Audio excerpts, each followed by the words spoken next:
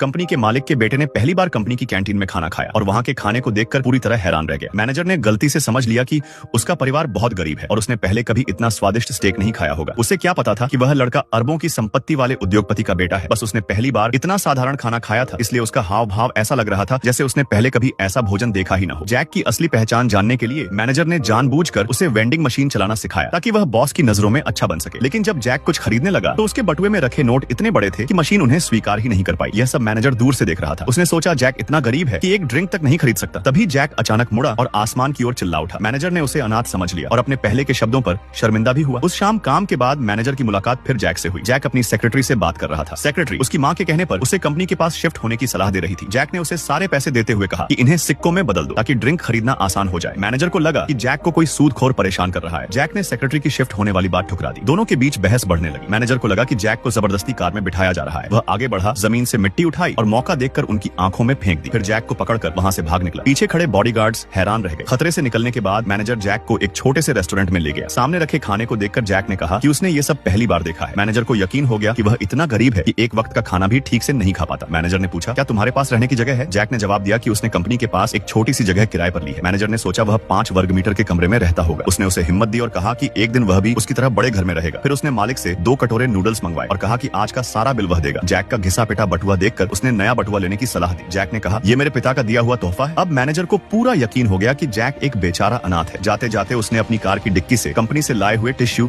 Jack को दे दिए। Car में बैठते समय उसे खुद पर बड़ा गर्व महसूस हो रहा था, लेकिन उसे क्या पता था जैक उसी उद्योगपति परिवार का बेटा है और जिस छोटी सी जगह की वह बात कर रहा था वह दरअसल एक शानदार लग्जरी हवेली थी।